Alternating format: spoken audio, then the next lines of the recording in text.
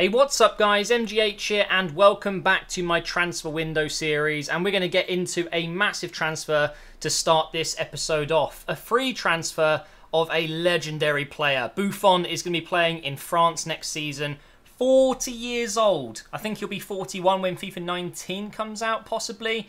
89 rated, still one of the best keepers in the world, and he'll be playing at PSG next season. I cannot believe it. He's no longer a Juventus keeper. They've, of course, got Chesney and Perrin instead now. But Buffon, over to PSG. Is he going to get a starting lineup position, or is he going to be more of an influencer, a bit more of a captain, a leader in the bench or reserves, you know, whatever it may be? Or is he genuinely going to be their first team keeper? We will soon find out when the season begins. Now, moving over to another huge transfer. We were expecting this guy to go at some point. Odriozola was linked with many big clubs, but come on, we all knew he would eventually go to Real Madrid. They've had a couple of issues with their right-back position, with Carvajal often injured or unable to play, and then they've got the youngster from Morocco, Hakimi, I think it might be. I'm sorry if I've butchered his name. They've actually been putting other players at right-back that shouldn't really be there, like Nacho Fernandez, who's obviously done very well, but they needed someone else, and they've gone ahead and signed this 22-year-old Spanish gem. 78 rated in FIFA 18 with a potential of 87. I think we can expect that to be going up with the release of FIFA 19.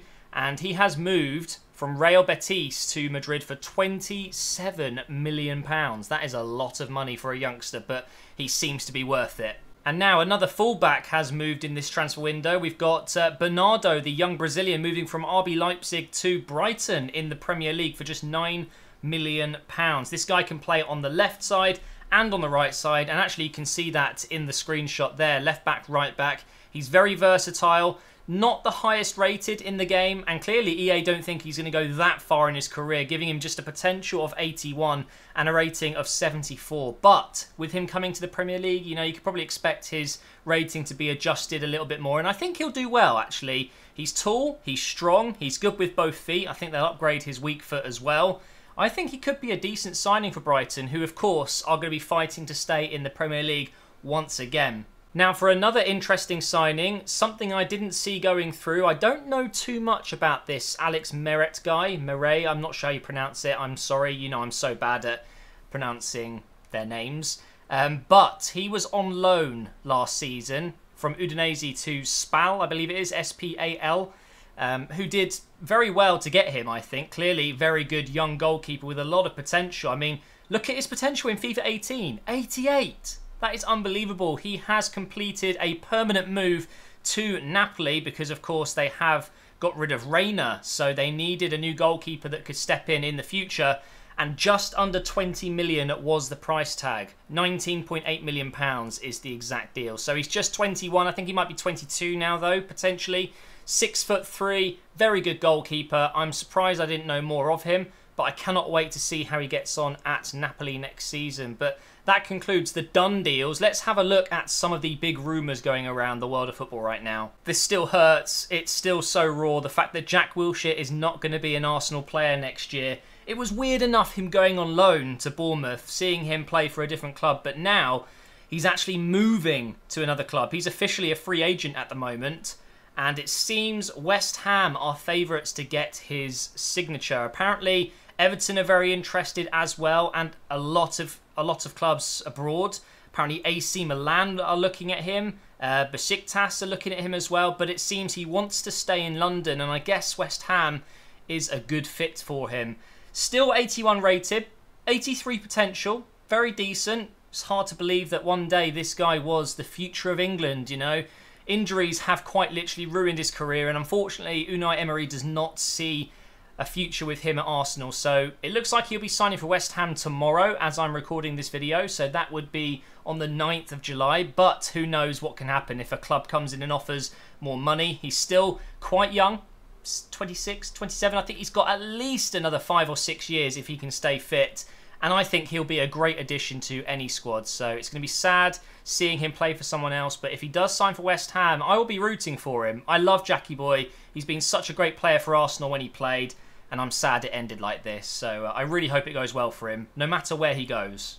I think this one's a little bit silly, but I wanted to include it because it's out there at the moment. A lot of people are talking about it, but personally, I don't see this happening at all. I really don't believe that Mane would end up at Real Madrid. Not yet, anyway. So this is where this rumour's come from.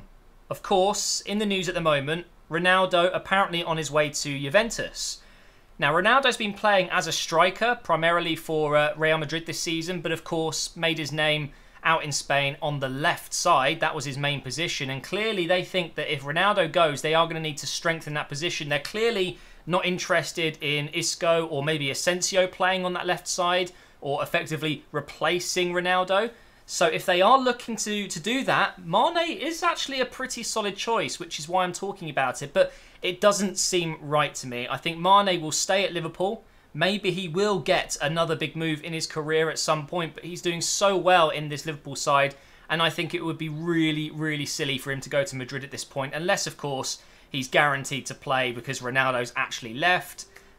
Who knows what's going to happen, but still such a great player. Only 26, he's still got plenty of time left to do even better at Liverpool or whatever club he goes to. 84 rated, a potential of 85. I think that's a little bit cruel, actually. I'd bump that up for FIFA 19, personally. Is he going to go to a bigger club at some point? I mean, arguably, you could say Liverpool, one of the biggest clubs in Europe. It'd be silly of him to go, and actually, I think his quality is perfect for Liverpool. I'm not so sure he would be able to keep up or be as good as some of the other attacking players at Madrid. I mean, that is a huge step up. We have another very skillful winger now to talk about, and that is Yarmolenko.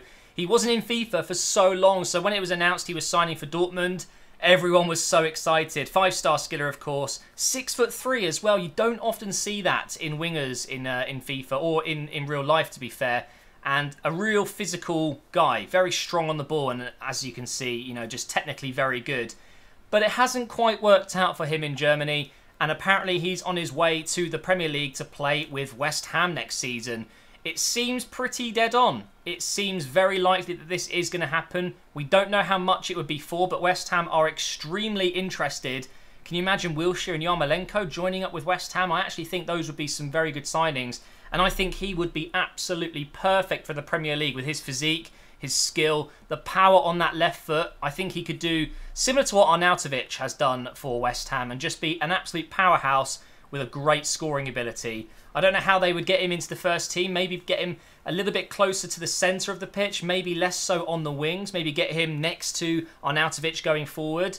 But either way, this is a very interesting deal and definitely one to keep a lookout for. And to round up the episode, we have a player linked with Arsenal that I know nothing about. This guy, Guendouzi, I'm probably saying that one wrong. He's French after all, and a lot of those French names, they are a little bit odd if you're English.